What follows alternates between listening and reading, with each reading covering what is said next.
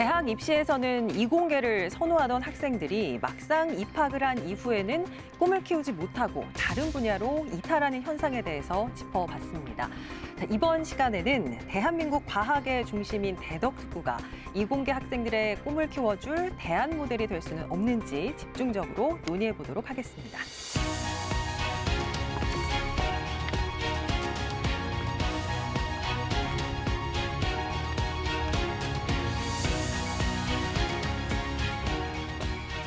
과학으로 보는 세상시 함께 논의해 주실 분들 나와 계십니다. 자, 먼저 지난 시간에 이어서 이석봉 대전시 경제과학부시장 자리해 주셨습니다. 어서 오세요.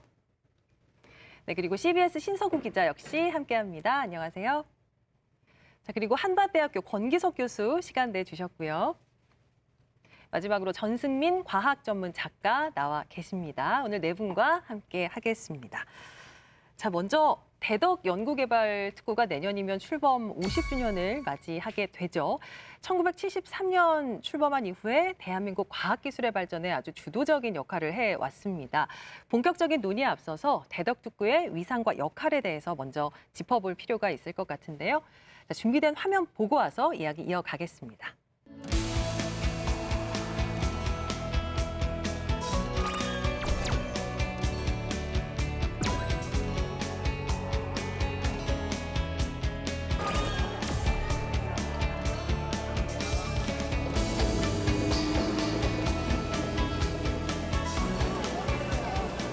세계의 최빈국 60불 국민 소득이 그런 데서 선진국으로 그것도 당대 진입한 유일한 국가입니다. 그렇게 되는 데는 이 대덕연구단지의 역할이 굉장히 컸다.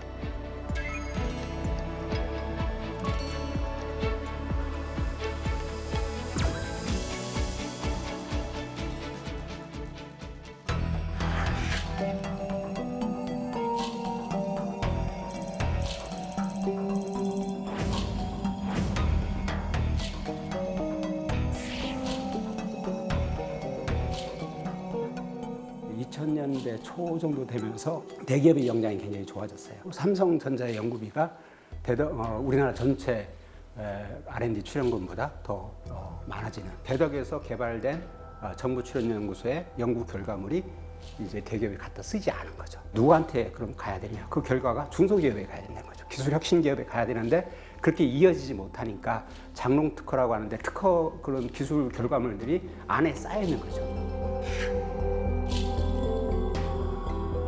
가장 먼저 대덕 연구개발특구가 처음에 어떻게 추진이 됐는지 배경부터 좀 살펴봐야 할 것 같은데요. 네, 대덕 연구단지에 대해서는 1973년도에 일단 국무회의에서 의결이 되고 74년도서부터 공사가 시작됐고요. 78년도에 표준과학연구원이 처음으로 입주를 하고 그 이후로 연구원들이 계속 입주하다가 네. 92년도에 완공이 되게 됩니다. 그런데 그 초안에 있어가지고의 계획이 너무 방대했습니다. 그때 초기에는 대덕 연구단지가 아니라 대덕 연구학원 도시였습니다. 최영섭 장관이 이 불이 꺼지지 않는 연구소란 책을 이렇게 쓰셨는데 이 책에 보게 되면 대덕 연구단지에 대해서 왜 만들었는가 이거를 좀 서술한 글이 있습니다. 서울 연구단지가 1960년대에 있어서 낙후된 과학기술 기반의 구축에 있었다면 대덕 연구학원 도시는 중화학공업의 건설을 중심으로 산업기술의 고도화와 2000년대를 향한 과학기술 도약을 예견한 사전적 포석이며 우리의 장래를 바라보는 꿈이라고 할 수 있다. 그래서 대덕 연구학원 도시는 연구소와 학원이 공존하는 지적 공동체를 형성해 시설과 인력 활용을 극대화하는 연구단지의 본질적인 이념이 구현되도록 종합적으로 계획되었다. 그래서 두뇌 도시고 그렇기 때문에 자연의 생산 녹지와 자연경관이 최대한 보존되고 또 직장과 주거 지역이 서로 인접 배치돼 가지고 생활하면서 연구하고 연구하면서 생활하는 이런 도시를 만들려고 대덕 연구단지를 기획하고 만들게 됐습니다. 예, 우리의 장래를 바라보는 꿈이다라는 부분이 좀 기억에 남네요. 자, 올해가 대덕특구 49주년입니다. 세 분도 대덕특구와 많은 인연이 있는 걸로 알고 있는데요. 대덕특구가 지난 50년 가까이 이어온 결과들에 대해서, 성과에 대해서 어떻게 평가하시는지. 어릴 적에 텔레비전 봤던 기억 나요. 그때도 뭐 드라마 같은 데서 등장인물들이 대전 엑스포 보러 가야 된다 뭐 이런 게 대사로 있었을 정도로 네. 성황이었죠. 그때 엑스포는 굉장히 전 국민적인 관심사였고 아마 대전이 과학도시라는 데 관심을 사람들이 갖는 제일 큰 계기였었던 것 같습니다. 네. 사실 이제 대덕특구는 한국 경제 발전의 산실이라고 해도 과언이 아니었었죠. 예.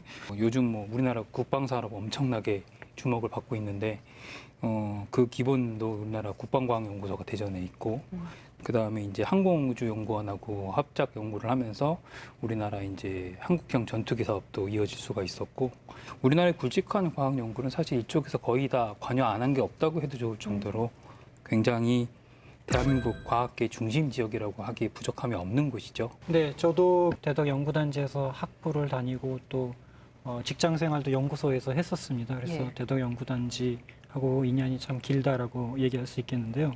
대덕 연구단지는 이제 70, 80년대로 넘어가면서 그 국가의 기반이 되는 기반 기술을 개발하는 데 초점을 맞췄죠. 그래서 아까 말씀하신 대로 중요한 TDX나 정보통신 기술에 있어서 중요한 역할을 해왔고요. 이제 또 지금 최근에 와서 또 그 새로운 기술 패러다임이 오지 않습니까? 그래서 AI, 빅데이터 혁명이 오고 있고 그래서 그러한 부분에 있어서 또 중요한 역할을 요구받고 있는 상황입니다. 작년에 출연연에서 공식적으로 내놓은 게 436건의 연구 성과를 내놨다고 합니다.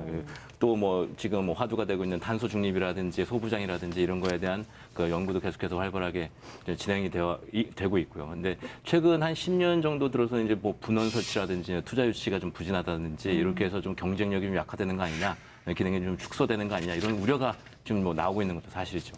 자, 최근에 과기부사나 우주개발진흥실무위원회가 우주 관련 클러스터 삼각체제 추진안을 의결하고 특화 지구를 발표했습니다. 윤석열 대통령은 취임 100일 기자회견에서 대전을 포함한 우주산업 삼각체제를 약속했습니다. 앞서 거론된 전남 발사체, 경남 위성에 이어 대전의 연구와 인재 개발을 맡기겠다는 구상도 내비쳤습니다. 대통령 발표 2달 만에 과학기술정보통신부가 우주개발진흥실무위원회를 열고 우주산업 클러스터에 연구와 인재개발 특화지구를 추가하는 내용의 수정안을 통과했습니다. 전남과 경남에 이어 대전을 한 축으로 하는 삼각체제가 사실상 확정된 겁니다. 대전의 포함 여부를 놓고 많은 관심을 갖고 있었는데요. 부시장님, 그래도 이번에 좋은 소식이 있었잖아요. 네. 다들 또 과기부에서도 많이 협조를 해주셔가지고 3축에 포함이 됐고요. 앞으로에 있어서는 그래서 경남과 전남 또 이게 대전이 힘을 합쳐가지고 항공우주산업에 있어가지고 그러니까 뉴스페이스 시대라고를 얘기하고 그러는데 우리나라의 경쟁력을 강화시키는 데 있어서 새로운 협력 모델 또 내지는 좋은 결과를 만들어내지 않을까 좀 생각되고 있습니다. 예, 이번에 우주산업 클러스터에 포함된 게 어떻게 보면 당연한 결과라고 생각할 수도 있지만 그동안 과학도시라는 이름이 무색할 만큼 대전 패싱 논란도 있지 않았습니까? 네, 우선 뒤늦게라도 이제 대전이 이 삼각체제에 포함이 됐다는 부분에 대해서는 뭐 당연히 뭐 기쁘게 생각을 하고요. 하지만 이게 이제 두 체제로 갔을 때에도 우리가 사실 이건 정치적인 선택 결정 아니냐라고 했었거든요. 그리고 나서 마지막에 이제 삼각체제로 우리 대전이 포함된 것도 사실은 정치적인 이유 때문에 포함이 된 것으로 보여지는 패싱도 볼수 있고요. 포함된 것도 예, 모두. 예. 지금 이 한 사례가 지금 대덕특구를 보고 있는 정부의 하나의 지금 시각이 아닌가 이렇게 좀 바라볼 수도 있을 것 같습니다. 예. 저는 그 이 우주 산업 클러스터 관련해서는 조금 다른 생각이 있는데요. 왜냐하면은 이게 충분히 산업으로서의 자생력을 생기기 전까지는 공공 분야에서 충분히 이거를 육성하고 발전시켜줘야 되는데 그러기도 전에 너무 이렇게 분업 체제로 가서 힘이 집중력이 흐트러지는 거 아닌가 그런 생각을 하고 있습니다. 그래서 개인적인 생각으로는 좀 더 대전을 중심으로 해서 연구개발 쪽에 좀 더 역량을 축적해서 그게 다른 지역으로 스피로버 되면서 협력 체제로 갔으면 그것이 오히려 바른 방향이 아닐까 그렇게 생각하고 있습니다. 집중적으로 역량을 축적해야 된다라고 네, 그렇습니다. 예, 말씀을 해주셨고요. 대덕특구가 50년 세월 보내오면서 과학 발전의 견인차 역할을 해왔다는 거 아마 누구나 인정하는 사실일 겁니다. 하지만 지금은 그동안의 역할과 이상이 좀 퇴색된 게 아니냐, 대안이 필요하다 이런 이야기들이 나오고 있거든요. 사실 이것도 정치적인 이유가 있다는 생각을 좀 배제하기가 어렵습니다. 그러니까 뭐 어디라고 말씀을 못 드리겠는데 어느 연구기관 같은 경우에는 분원이 2개가 있어요. 근데 하나는 그 지역의 산업과 굉장히 밀접한 관계가 있는 분원을 그 지역에 내려보냈습니다. 네. 굉장히 고무적이라고 생각해요. 그러니까 본원은 대전에 있고 본원에서 과학기술적인 연구를 하면 산업 특화적인 연구를 그 지역에 가서 그래서 이제 각 기업체들하고 공동 연구를 해가지고 국가 네. 전체에 좋은 일이잖아요. 뭐 이상적인 거죠. 예. 근데 또 하나의 연구 분원은 그 근처에 가면 산만 있고요. 옆에 뭐 산업단지가 하나 있는데 무슨 특화 산업이라는 게 없고 그냥 막 기업들이 모여 있습니다. 그러니까 왜 거기 그 분원이 가 있는지 정말 정치적인 목적이라는 거 외에는 이해가 안 가는 상황에서 분원이 가 있는 경우가 있거든요. 이런 게 그러면 이제 거기에서 하는 연구는 그냥 본원에서 하면 되는 건데 왜 그렇게 일이 진행이 되고 있는 건가 뭐 이런 거에 대해서 굉장히 안타까워요 보면은. 혹시 대전시 입장에서는 이제 타 지역에 있는 기관이나 기업을 유치를 할 때 세금 감면이라든지 여러 가지 인센티브라든지 혜택을 좀 주는 제도가 있잖아요. 이제 본원 같은 경우에도 이제 다른 데로 안 가고 이제 본원에 뭐 부지를 확보할 때 어떤 뭐 인센티브라든지 아니면 어떤 여러 가지 지원, 그러니까 유치하는 거 말고 그냥 머무르는 거에 대한 지원책은 좀 검토될 수 있을까요? 현재까지는 우리가 공간의 부족 때문에 그런 부분들을 못했었는데요. 제2연구단지가 이제 대통령 공약이기도 하고, 그래서 이제 공간 문제가 해결이 될 걸로 봅니다. 그런 측면에서는 일단 공간 제공이 가능하리라고 보고요. 인재가 올 수 있는 그러한 시스템들을 만드는 거. 근데 사실 세금 문제 같은 경우에는 특히 기재부라든가 이렇게 중앙부처의 협력이 중요하기 때문에 그런 부분들 앞으로 논의할 필요가 있지 않을까 좀 여겨집니다. 예. 근데 사실 대부분의 연구가 뭐 10년, 20년 혹은 그 이상 장기적으로 투자를 해야 그래도 성과가 나올까 말까 한 일인데요. 단기 성과에만 치중하는 정책 때문에 연구 인력 유출이 심하다라는 얘기가 있습니다. 교수님 실제로 그런가요? 특허만으로 그 출연연의 성과를 평가하는 건 좀 문제 있다고 보고요. 특허는 단기 성과죠. 이 시점에서 최근에 그 이순신 장군이 많이 논의가 되잖아요. 명량 예. 한산 영화가 나왔었고 당시의 역사적인 전쟁에 있어서 그 성과를 측정하는 데 있어서 원균과 이순신의 그 성과 측정이 달랐습니다. 원균 같은 경우에는 수급수를 했죠. 머리를 얼마나 배워오는가 그 숫자를 헤아려서 내가 얼마나 전쟁에서 성과가 있었느냐를 본인의 성과를 어필하였는가 하면 이순신 장군은 적을 많이 죽이고 적선을 많이 깨트리고 그렇게 하면은 너희들의 성과를 내가 자세히 써서 조정에 올릴 것이다 이렇게 했거든요. 그러니까 장기적인 성과를 초점으로 해서 이런 공공부문이 그 리더십을 발휘했을 때 중요한 그 성과를 창출할 수 있는 조건이 되는 것 같습니다. 지난 4월에 과학기술연합회에서 발표한 자료가 있는데 최근 4년 동안 이 특구 출연연을 떠나는 그 우리 연구 인력이 540명에 달한다고 합니다. 대부분 30, 40대 젊은 인력들. 이제 연구원들이라고 예. 하는데요. 이게 지금 우리 현재 현실인 것 같고요. 성취감이 없는 그 불투명한 미래에 대한 그 불안감이 아마 우리 가장 큰 이유가 아닐까 싶고요. 뭐 노력에 비해서 이제 뭐 보상이라든지 뭐 임금 피크제라든지 PBS 제도라든지 여러 가지 이제 제도들도 이 사람들을 여기 묶어놓고 잡아두기에는 좀 역부족이다, 어려움이 있다 이렇게 좀 생각이 듭니다. 예. 자, 그리고 또 한 가지 좀 생각해 볼 부분이 출연연의 성과가 지역에 있는 기업과 연결되지 못한다는 지적이 좀 끊임없이 나오고 있거든요. 대덕특구를 두고 폐쇄적이다, 교류가 안 된다 이런 여론도 있더라고요. 일면의 진실을 갖고 있죠. 예를 들게 되면 이렇습니다. 아까 우리 대덕단지의 역사를 얘기했지만 1973년도에 우리나라 국민소득이 1인당 한 $400 수준이었습니다. 400달러면은 1인당 1달러면은 배고픔을 면한다는 그런 기준이 있는데, 그러니까 배고픔을 감면한 시점이었죠. 그때 우리는 대덕단지를 만들기 시작을 했고, 그러면서 특히 70년대, 80년대 그때 있어가지고 성과들이 굉장히 많이 나오게 됩니다. 그래서 우리나라가 95년도에 그 1만 달러를 달성하게 되는데 400달러 국가가 1만 달러를 달성하는 데 있어서 가장 큰 역할을 한 곳이 바로 대덕입니다.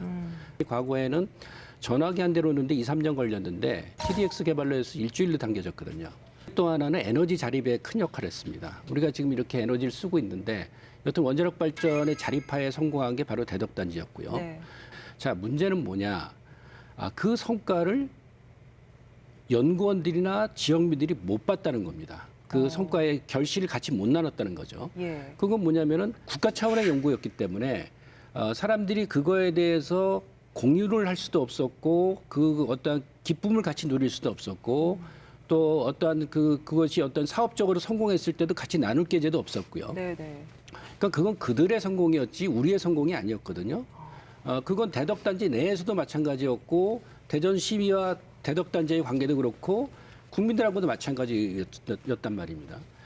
내년 50년 동안에 있어서 그러한 해묵은 우리들의 과제라고 볼 수 있는 것들을 풀어나가면서 아까 책에서도 나왔지만 73년도에 2000년대를 바라보면서 연구단지를 세웠거든요. 지금 우리가 2023년에 50년인데 그럼 그 다음 50년인데 100년을 내다보면서 우리 대덕단지의 모습은 어때야 되고 국민들과의 관계는 어떻게 될 것인가, 대전시와의 관계는 어떻게 지역사회의 관계는 어떻게 풀어나갈 것인가, 이 부분들 또한 우리들이 풀어야 될 숙제가 아닌가 좀 생각됩니다. 저도 비슷하면서도 다른 생각도 있는데요. 기본적으로 그들만의 성공이 그 당시에는 성공이었죠. 하지만 지금 와서는 우리가 이제 지역 생태계하고의 연결 관계 이런 부분이 되게 중요한 부분이거든요. 네. 또 기술 사업화라든지 출연연에서 나온 성과들이 어떻게 또 비즈니스로 연결되는가 이런 부분도 우리가 연결해주는 그러한 시기가 됐고 그런 점에서 우리 대전시와의 그런 협력 체제 그다음에 그런 제도를 좀 세밀하게 짜고 뭐 이따가도 얘기하겠지만 이렇게 좀 지방 정부 차원에서 어떤 지원 이런 것들이 이제 많이 마련이 돼야 되겠죠. 예, 지금 뭐 소통의 시대거든요. 좀 달라져야 할 것 같습니다. 지난해부터 50주년을 맞는 대덕특구를 개방형 혁신 클러스터로 재창조하는 작업이 진행이 되고 있습니다.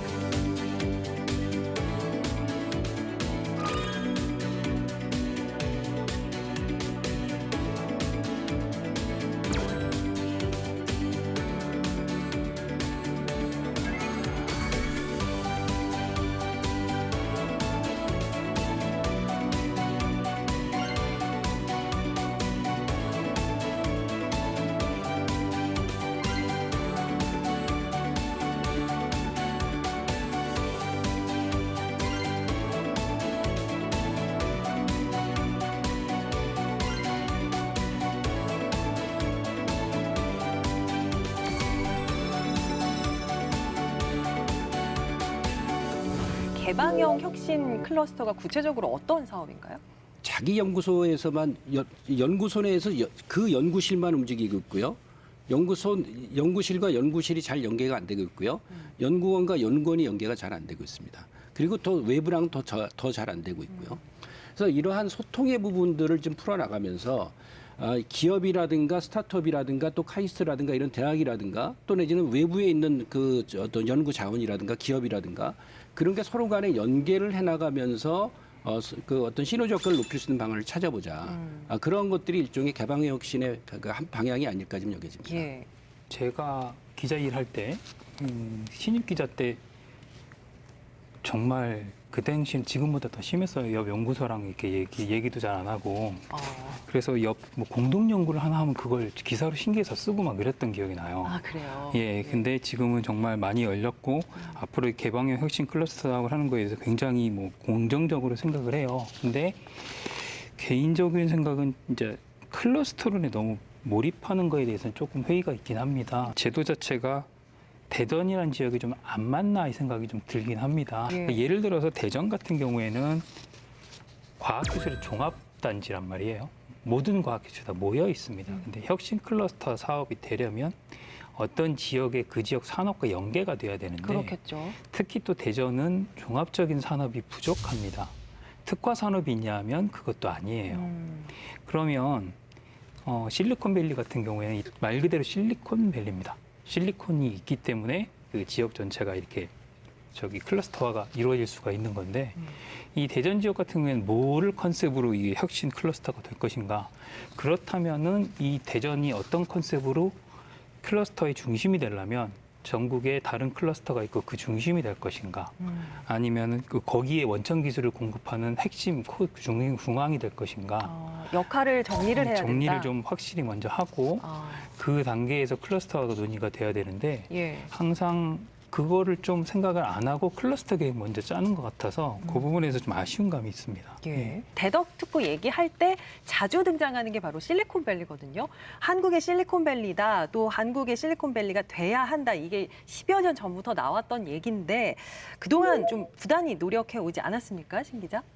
예, 고급 인력 그리고 대학, 벤처 생태계 이런 것들이 이제 실리콘밸리하고 좀 유사한 부분이 많아서 우리 이제 대덕도 미국의 실리콘밸리처럼 좀 이렇게 좀 육성되고 발전에 대한 기대감이 있었죠. 네. 하지만 이제 결과적으로만 보면 지금 우리 이 대덕 같은 경우에는 이제 인력 유출, 아까 지금 이공계 기피 이런 것들을 지금 걱정해야 되는 것이 이 상황인데 이게 꼭 대덕 특구만의 혼자만의 책임이냐 누구만의 뭐 문제냐라기보다는 사실 전체적으로 뭐 정책 제도부터 사회 분위기까지 전체적인 부분에 대한 좀 검토가 좀 필요하지 않을까. 뭐 둘의 여러 가지 차이점이 있겠 같은 점도 있고 차이점도 있겠지만 이 대덕 같은 경우에는 정부 주도. 고 이제 실리콘밸리는 시장 주도가 좀 더 좀 주안점이 돼서 그런 차이 때문인 그런 것인지에 뭐에 대해서도 좀 더 깊이 있게 좀 재검토가 필요해 보입니다. 미국의 실리콘밸리처럼 자유롭게 소통을 하고 협업할 수 있는 창업 공간을 조성을 하고 이공계생들이 마음껏 꿈을 펼칠 수 있는 공간과 정책이 필요할 것 같은데요. 준비된 영상 보시고 계속해서 토론 이어가겠습니다.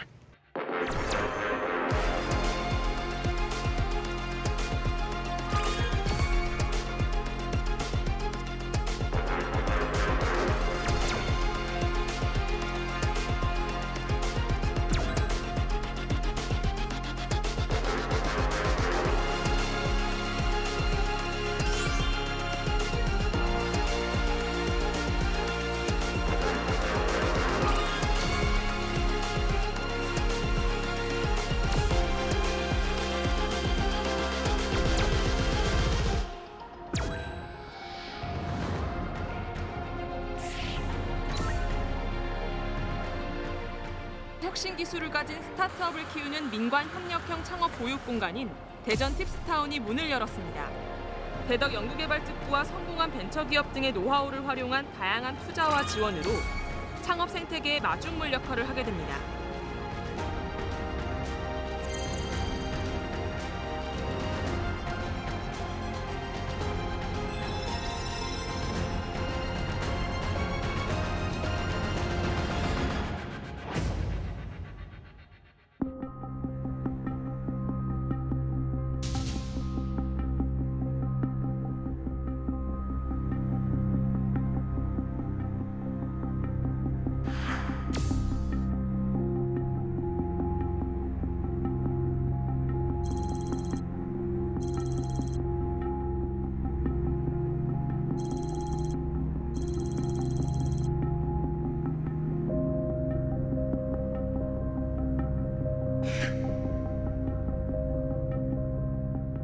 대전 지역 같은 경우 보통 이제 국가에서 평가하는 혁신 지수라는 게 있는데 경기, 서울에 이어서 3위거든요. 근데 네트워크 혁신 지수는 최하위예요.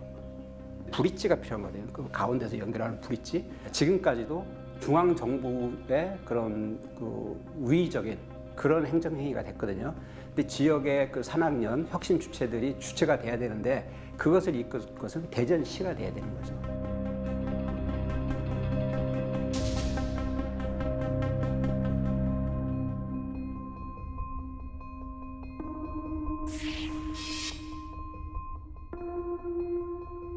대덕특구가 대한민국을 넘어서 세계적인 과학의 요람으로 자리매김하기 위해서는 무엇보다도 이공계 인재들이 활발하게 활동할 수 있는 어떤 기반을 마련해주는 정책이 필요해 보이는데요. 대덕특구에서 활동할 수 있게 하는 뭐 창업, 일자리 관련 지원 정책 구체적으로 어떤 게 있는지 좀 궁금합니다. 창업과 관련해서는 아까 팁스타운도 얘기가 나왔고 또 시에서도 여러 가지 창업 지원 프로그램들을 하고 있고요. 그래서 또 이제 그 대덕 특구부 재단에서 하는 연구소 기업들에 대한 지원도 있고요. 예. 아마 제도에 있어서는 어느 지역에도 뒤처지지 않으리라고 보는데요. 예. 보다 중요한 거는 대덕 단지가 갖고 있는 그러한 자원 내진 강점과 지역에 있는 기업들과의 연계를 통해 가지고 그 시너지 효과를 낼 수 있어야 되는데 예. 그게 안 되는 대목이 있습니다. 예를 들게 되면 지금 대덕 단지에 있는 연구자들은 사실 누구는 어떤 사람은 벤처 창업에 적합한 사람이 있고 어떤 사람은 연구에 적합한 사람이 있습니다. 근데 그러면 연구에 적합한 사람한테 창업하라고 그러면 안 되고요. 그 사람은 계속 연구를 할 수 있게 만들어줘야 되는데 연구를 하기 위해서는 동기가 부여가 돼야 됩니다. 근데 그 중에 하나가 스톡 옵션이거든요. 그래서 지금 기업들은요, 사실 대덕 단지에 있는 과학자들한테 스톡 옵션을 주고 싶어 해요. 어떤 얘기냐면은 자, 우리가 기업들은 규모가 크지가 않기 때문에 대덕단지에 있는 과학자 같은 사람들을 비싼 돈으로 채용을 못합니다. 대신에 옆에 있기 때문에 또 같이 그 기술을 알기 때문에 계속적으로 기술 지원을 받을 수가 있어요. 자, 그러면 내가 이렇게 도움을 받았으면 당연히 보상을 해야 될 거 아니에요. 네. 그리고 또 그 연구자 같은 경우에도 보상을 받아야지 계속적으로 더 일을 할 수가 있을 거고 동기부여가 될 거고요. 근데 지금은 그 길이 막혀 있어요. 지금은 기업에서는 스톡옵션을 주고 싶어 해요. 그리고 과학자도 그걸 받게 되면 더 열심히 하겠죠. 근데 그게 지금 막혀 있습니다. 그 왜 그러냐 하게 되면은 이게 이해 충돌이란 굉장히 엄격한 그러한 그 해석에 의해 가지고 그걸 받으면은 그 사람이 이 과거에 처벌을 받은 경험이 있기 때문에 사람들이 나설려고 그러진 않아요. 예. 자, 그러니까 이런 부분들이야말로 사실은 지역 언론이라든가 지역에 있는 오피니언 리더들이 공감을 해가지고 그 부분은 바꿉시다. 그래서 직접 못 준다 치면은 기관을 통해서 주든지 해가지고 방법을 찾아봅시다. 네. 이러한 나름대로의 그 어떤 솔루션을 찾아야 되지 않을까 싶은데 아직 그런 부분들이 좀 안 되고 있습니다. 그러니까 지금 이렇게 대덕단지가 실리콘밸리가 되기 위해서 필요한 거는요. 실리콘밸리가 그랬지만은 우선 과학자들이 부자가 돼야 됩니다. 예. 그 방법이 있어야 되고요. 동시에 우리가 흔히 이런 얘기를 합니다. 사는 지역에 따라서 소득이 결정된다 그래요. 그럼 서울 살면 소득이 높고요. 저기 다른 지방에 살게 되면 상대적으로 소득이 낮을 가능성이 높습니다. 낮을 가능성이 높습니다. 왜? 지역의 그 평균 임금을 따라가게 돼 있으니까. 가령 실리콘밸리랑 대덕밸리 따지게 되면 실리콘밸리가 더 높죠. 지금 왜 그러냐 하게 되면 실리콘밸리는 일반인들도 투자할 기회가 있다는 거예요. 근데 대덕 같은 경우는 아직까지는 그러한 투자 그 패턴이 아직은 만들어지지 않았습니다. 그래서 지금 시에서 만들라는 것이 대전투자청이라든가 이렇게 대전에서 이렇게 투자할 수 있는 그런 일반인들도 투자할 수 있는 그런 그 어떤 그릇을 만들려고 그러고 있는데 여하튼 중요한 거는 연구자도 부자가 되고 시민도 부자가 될 수 있는 그러한 시스템들을 고민을 해봐야 되지 않을까. 그런 여튼 우리들이 단순하게 실리콘밸리와 대덕의 차이가 있다 이런 걸 또 떠나가지고 어떻게 하면 거기서 해결책을 찾아가지고 예. 오히려 이쪽 같은 경우에는 사실은 실리콘밸리도 못 갖고 있는 장점들을 갖고 있습니다. 그걸 더 키워서 세계 최고의 지역이 될 수 있을까? 그런 고민들을 우리가 같이 나눌 필요가 있지 않을까 여겨집니다. 예, 말씀해 주신 부분 우리가 좀 더 생각을 고민을 해봐야 될 부분 같습니다. 자, 이게 연구개발특구진흥재단이 조사한 데이터인데요. 지난 2005년에 대덕 연구개발특구로 발전된 이후 그러니까 15년 사이에 입주 기업 수가 3배 이상 늘었다고 하거든요. 전 작가님, 특구 관련 기업들을 현장에서 좀 많이 보셨을 텐데 네. 기업 입장에서 대덕이 어떤 매력이 있다고 하나요? 우선 연구기관이라든가 대학에서 이제 바로 창업하신 분들이 많이 예. 계시니까 서로 연계하기가 쉬워서 그리고 바로 창업하기가 쉬워서 바로 그냥 대전에 자리를 잡는 경우도 있으신 것 같고 그리고 특구라는 지역이 주는 세제 혜택 이런 게 굉장히 크기 때문에 네. 예, 그런 것 때문에 메리트가 커서 적자는 기업이 늘고 있다고는 여겨져요. 근데 이제 개인적으로는 이게 정말 산업과 기술적인 연계가 커서 그것 때문에 매력이 커서 이 지역에 기업들이 많아졌는가 이렇게 생각해 보면 조금은 회의가 있거든요. 예. 그래서 이런 부분을 빨리 좀 더 개선을 하면 지역이 좀 더 빨리 발전하지 않을까 하는 생각은 듭니다. 예를 들어서 예. 보면 다른 지역 보면요, 그러니까 뭐 충북 지역 같은 거 바이오 굉장히 열심히 하거든요. 그쪽 지역 같은 경우에 바이오 기업 쭉쭉쭉 늘어나고 있고 우송 의료 뭐 그쪽이 네, 그런 그렇죠. 쪽 굉장히 열심히 하고 있습니다. 근데 대전 같은 경우 보면 이제 그런 산업이 이게 특화가 안 돼 있다 보니까 그런 기업들이 몰리지를 않는 거예요. 연구기업 기관들에서 이제 나와가지고 바로 창업하는 분들은 있고 세제도 있고 기업 수는 아름아름 늘어가고 있는데 그런 특화 산업이 뭔가 이 대단함을 보다 이게 잘 안 보이는 것 같아요. 이제 그런 측면이 분명히 있었고요. 예. 그래서 이제는 대전이 계속 이제는 시라든가 이제 과학자분들이랑 같이 고민하는데, 자, 우리의 차별성이 뭘까? 대덕이 갖고 있는 차별성이 뭘까? 그러니까 한마디로 얘기하니까는 미래 기술이더라고요. 사실 아까도 이제 방산 얘기가 나왔지만 방산은 저건 미래 기술이거든요. 예. 과거부터 온 거 있지만 무기란 거는 계속적으로 진화 발전하게 돼 있기 때문에 거기 이제 AI 기능이 첨부가 될 수밖에 없는 거고요. 여튼 방산이 미래 기술이고 방산의 꽃은 또 우주입니다. 또 거기에 반도체 절대적으로 필요하고요. 그렇죠. 또 세계에서 가장 큰 시장을 갖고 있는 게 바이오입니다. 여튼 이 4가지 분야에 있어서는 사실 다른 지역 같은 경우에는 이 4가지를 다 이게 도전하기가 힘들고 그 연계가 안 됩니다. 근데 대전은 그게 됩니다.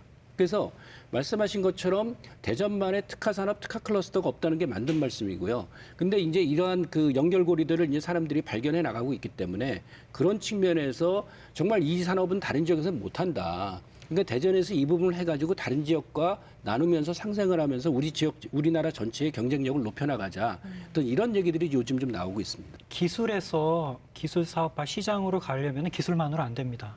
그러니까 기술을 지원하는 다양한 서비스들이 필요하거든요.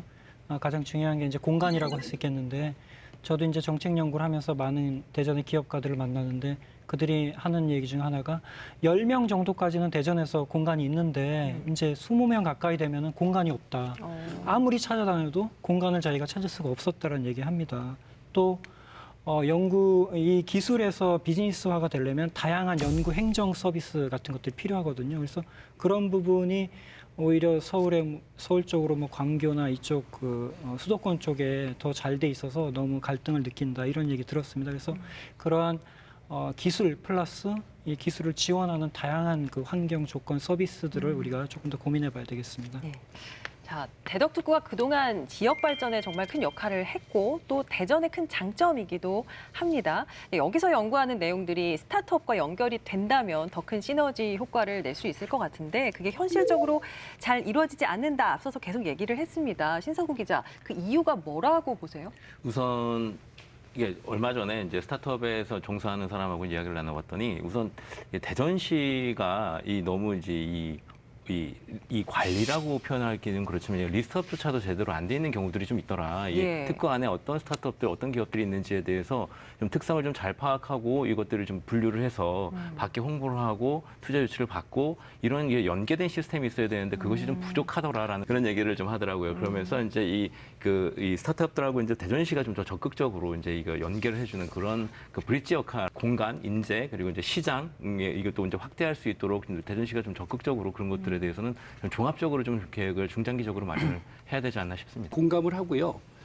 그래서 사실은 지금 민선 8기 들어와 가지고 굉장히 강화시키고 있는 게 이번에 구조 개편도 했는데 전략 추진실이라 해가지고 우리 대전 전체의 전략을 어떻게 세워야 될 것이냐 이 파트가 생겼고 그다음에 경제과학 쪽에 있어가지고 지금 대덕과의 교류를 더 강화시킬 수 있는 그래서 현황을 파악할 수 있는 그래서 당장 11월서부터는 대덕단지로 대전시의 공무원들이 아예 글로 출근합니다. 대덕단지로 출근을 합니다.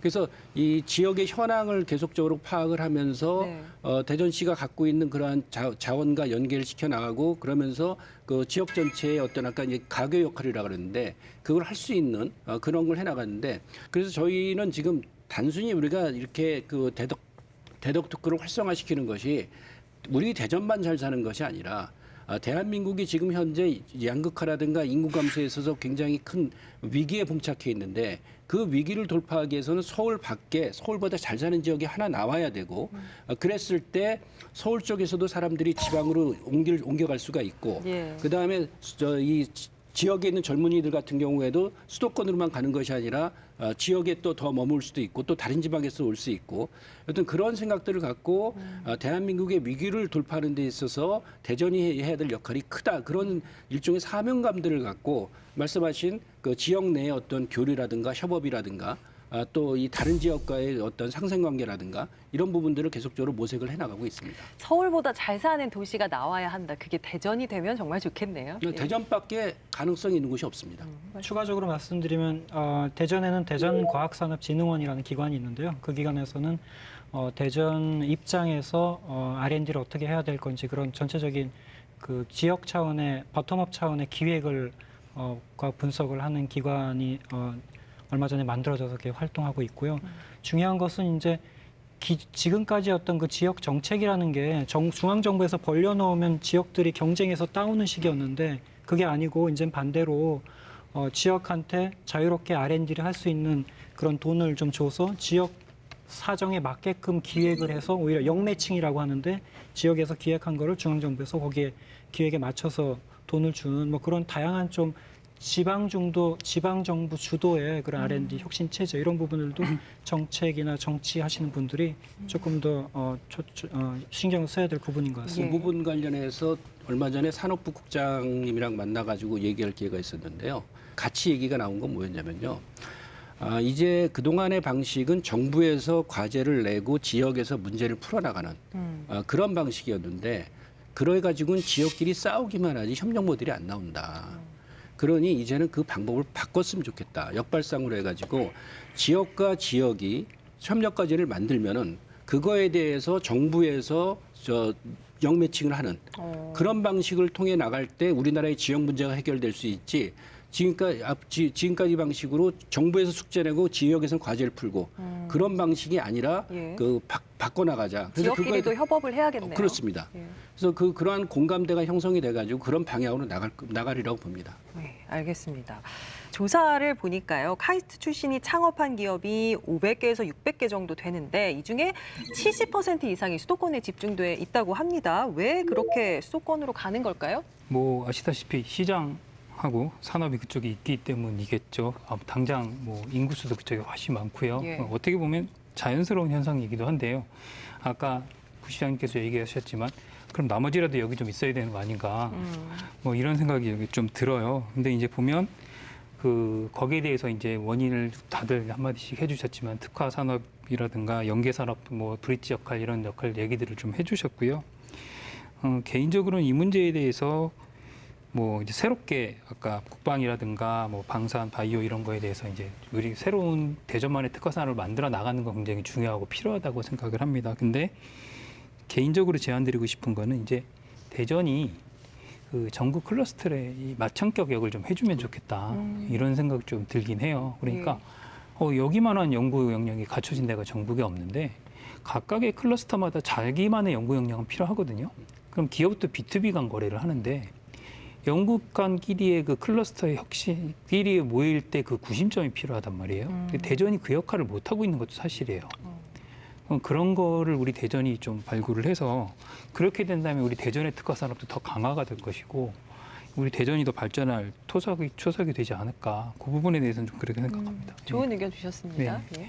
저는 뭐 그 수도권에 왜 젊은이들이 가서 창업을 하는가 대전에서 안 당연한 하고 질문인가요? 너무나 많은 그 이유들이 있죠. 예. 근데 이제 반대로 보면은 저 같은 경우 이제 뭐 영국의 그 도시에 다른 도시에 몇 년씩 머무른 경우가 있었는데 보면은 그 도시가 가진 어떤 그 개성들이 있고 그 개성들이 거기에서는 영국에서는 런던과 뭐 수도권과 지방 이런 얘기 없거든요. 그러니까 네. 그 도시가 가진 어떤 매력들이 있고 그 도시 안에서 사는 그 삶에 대한 어떤 그 자부심 같은 게 있거든요. 그래서 그런 거에 단초를 본 게 카이스트 출신 그 창업한 젊은 기업이었는데 대전이 자기는 좋대요. 그리고 서울에 가 있는 친구들도 대전에 오고 싶다.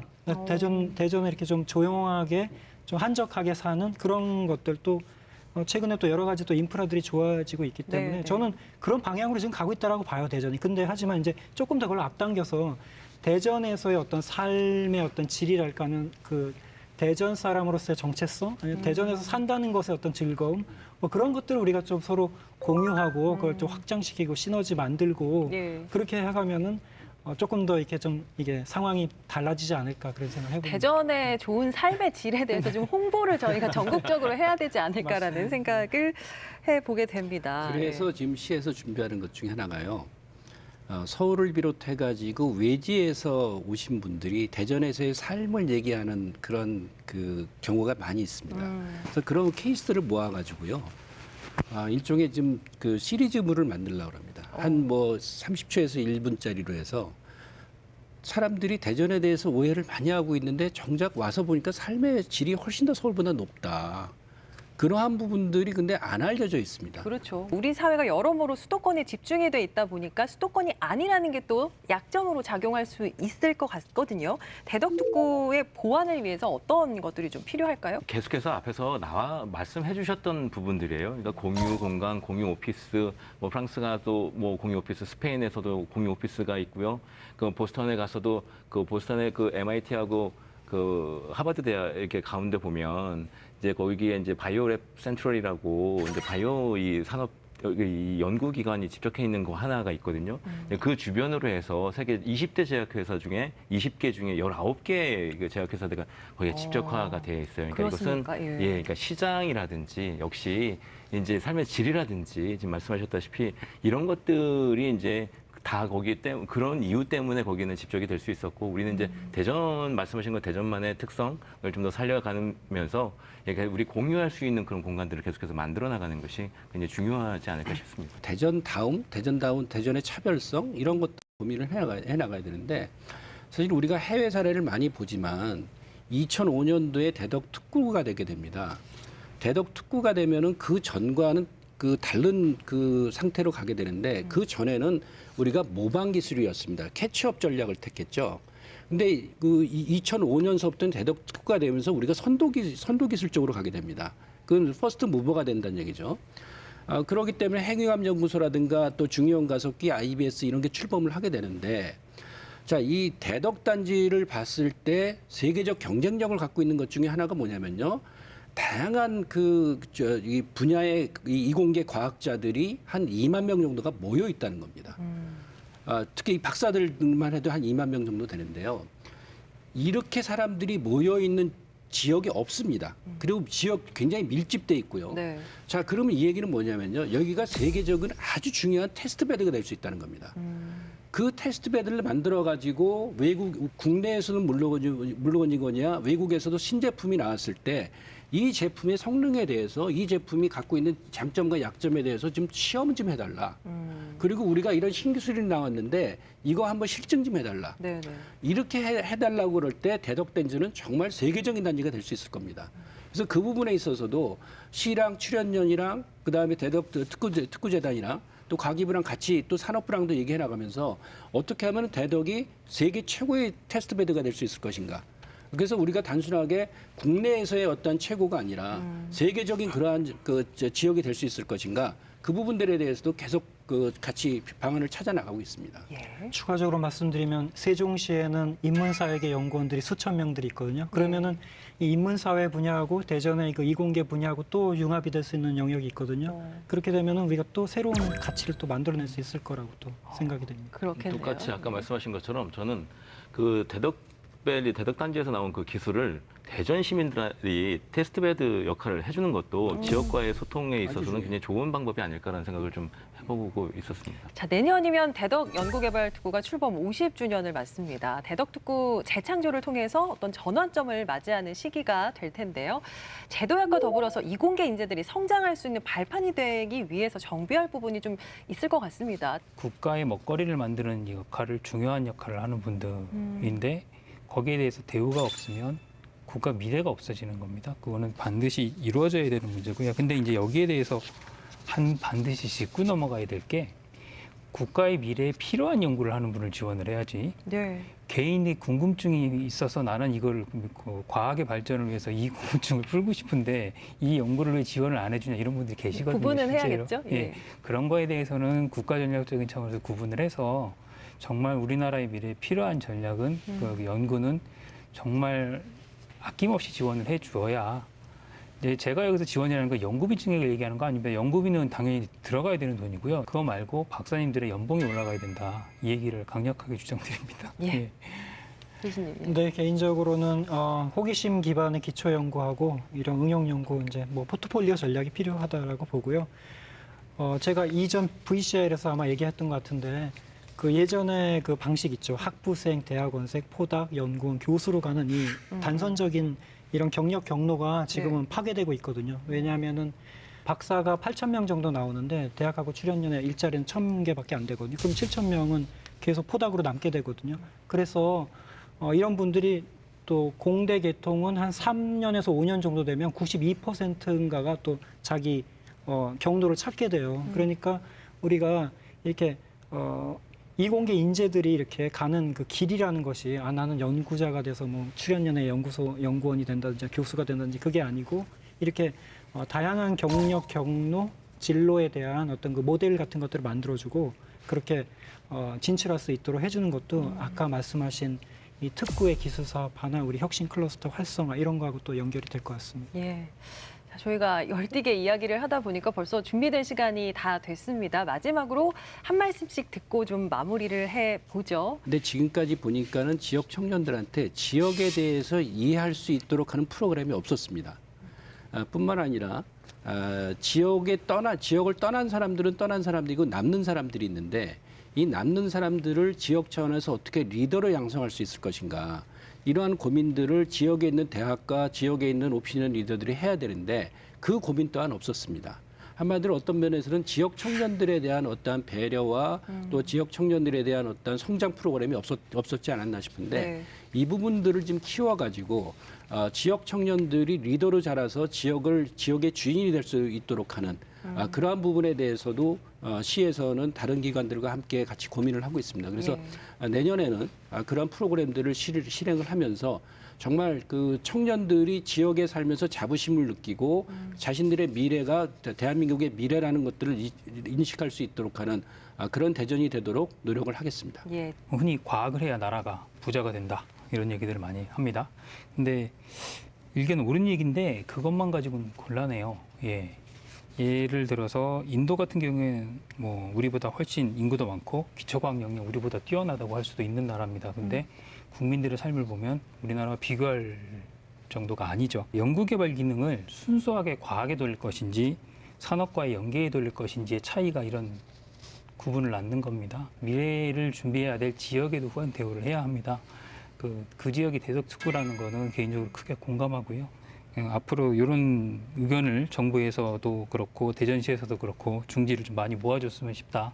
이런 말씀 드리겠습니다. 예. 아까 이순신 장군 말씀드렸는데요. 예. 우리 임진왜란에서 우리가 다시 방어해낼 수 있었던 이유 중에 하나가 중요한 게 과학기술이었죠. 그러니까 예를 들면은 화살을 한꺼번에 여러 발 발사할 수 있는 신기전, 그다음에 우리 포, 예. 외구들은 이렇게 금저전에서 했는데 우리는 거리를 두고 포를 쓸 수가 있었죠. 이런 총통에 대한 기술, 또 우리 거북선. 그래서 이 과학기술이 아주 국가가 위기가 되거나 국가가 발전할 때 중요한 요소이고 또 이것을 어떻게 전략적으로 잘 운용했는가 그런 것이 우리 전쟁에서 승리했기 때문에 앞으로 과학기술의 뭐 중요성은 너무나 너무 강조해도 지나치지 않고요. 그래서 우리 이공계 학생들, 과학기술을 전공하는 이공계 학생들 자부심을 가지고 우리가 또 장려해주고 또 격려해주는 그런 문화가 필요할 것 같습니다. 예, 좋습니다. 특구가 대한민국 과학의 희망이잖아요. 네, 대한민국 과학의 희망일 뿐 아니라 특구 안에 속해 있는 연구원들 그리고 연구원들 과학자를 꿈꾸고 있는 우리 이공계 인재들한테도 희망이 될 수 있는 그런 시점이 됐으면 좋겠습니다. 예, 네 분 정말 다양한 제언들을 해주셨습니다. 오늘 진심으로 임해 주셔서 감사드리고요. 함께 해주셔서 고맙습니다. 네, 과학기술의 발전, 우리나라의 경제 성장을 이끌어 왔습니다. 날로 치열해지는 글로벌 시장에서 진정한 선진국으로 도약하기 위해서는 과학 경쟁력이 산업 경쟁력으로 다시 국가 경쟁력으로 이어지는 선순환이 계속돼야 할 텐데요. 여기에 반드시 필요한 것, 과학기술과 산업 발전의 밑거름인 이공계 양성일 겁니다. 이공계 인재들이 좌절보다는 희망을, 포기보다는 도전을 이어갈 수 있도록 이들의 등불이 되어주는 일, 과학도시 대전이 앞장서야 하지 않을까 싶습니다. 과학으로 보는 세상시 오늘 순서 모두 마치겠습니다. 시청해주신 여러분 고맙습니다.